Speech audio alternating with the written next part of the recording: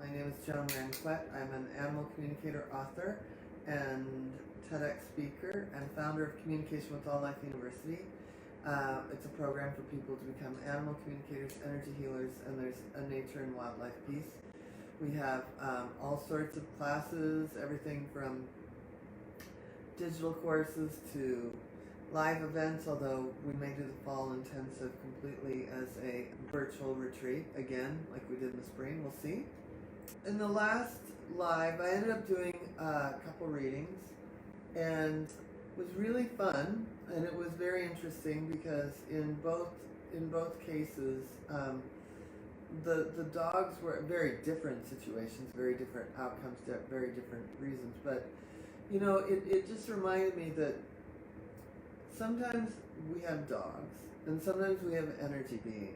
And it could be sometimes we have cats, and sometimes we have energy beings. Sometimes we have horses, and sometimes we have energy beings. But one of the most important things I think about with animals and ourselves is, for whatever reason that soul chose to incarnate into that being in this time period, and that being has constraints, if you will. A dog still is going to do dog behavior. No matter how elevated they are, they're going to still go smell another dog's butt. No matter how elevated a cat is, it's still going to hunt.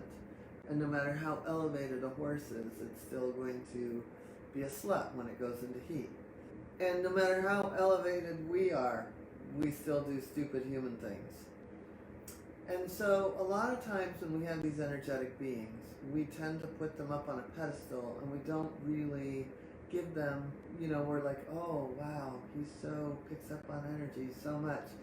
And we shortchange their experience in a lot of ways for them to still have this opportunity to be the dog, or to be the horse, or to be the cat that they were here to be. And I think it's a really important thing, because what ends up happening is when they enmesh with us, then that's when we get into real trouble.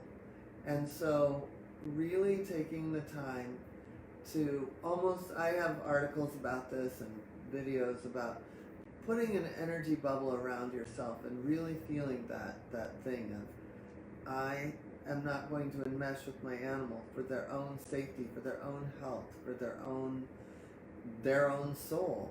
And I don't need somebody taking stuff on for me. I'm going to elevate and take care of my stuff.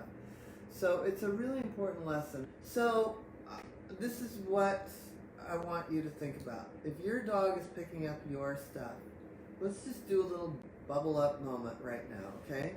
So I want you to everybody can join us, and I'd love to get feedback on how you feel about this.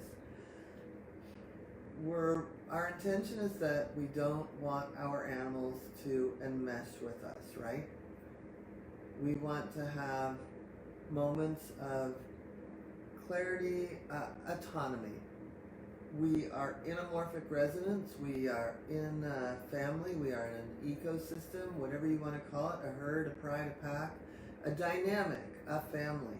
And what we want is that our animals aren't taking on our stuff, and we're not taking on their stuff. And so let's just take a moment to breathe, and I want you to breathe into the bottom of your feet and really get just grounded for a moment.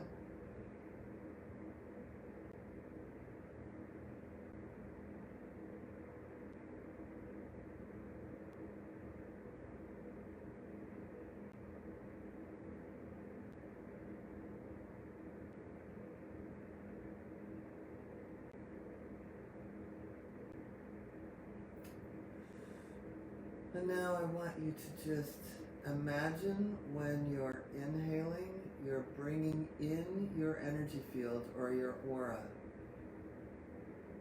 into your center. And as you exhale, I want you to expand your energy field out. And as you inhale, you're bringing your energy field into your center. And as you exhale, you're letting your energy field out. Now I want you to imagine that you're bringing your energy field in on this next inhale, and that in that center, it's cleaning and clearing, and there isn't any gook attached. And then as you exhale, it's all sparkly and clean and not sticky. Inhale and clean it again. And exhale. Sparkly, full energy field with no attachments. Inhale. Bringing it in for cleaning and cleansing. And exhale. Letting your energy field out, fully whole. And now, inhale, and I want you to leave your energy field out. And exhale. You're just in your energy field. And let's do that for a few breaths. Inhale. Your energy field stays still. Exhale. Your energy field stays still. Inhale. And exhale. Now I want you to stay in this state and imagine that on the next inhale, you're watching your dog or your cat or your horse or your guinea pig's energy field going in, and exhale, their energy field is coming out. And inhale, their energy field is going in, and exhale, it's coming out. And inhale, it's going in for cleansing again, for themselves, cleansing of their own in their own center. And exhale, they have their own sparkly clean individual bubble. Inhale, it's going back into the center for cleansing. Exhale, it's coming out fully whole. Inhale, it's going back in for cleansing. And exhale, it's coming out, it's fully whole. And now your animal can inhale and exhale, and you can inhale and exhale, and they've got a full bubble around them. And you can still be in each other's space and love, and you're completely autonomous. Let's just sit with that for a moment.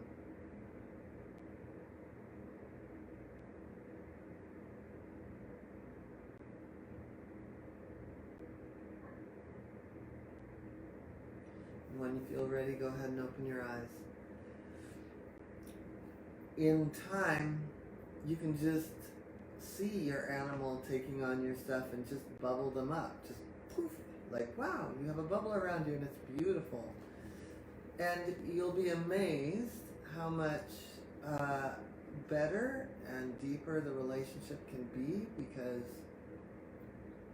when you're dependent on someone, that's not the healthiest. I mean, of course, we're dependent. You know, I'm going to feed my animals, and I'm going to clean litter boxes, and you know, groom and take care of, and go to the vet if I need to, and you know, and the list goes on. But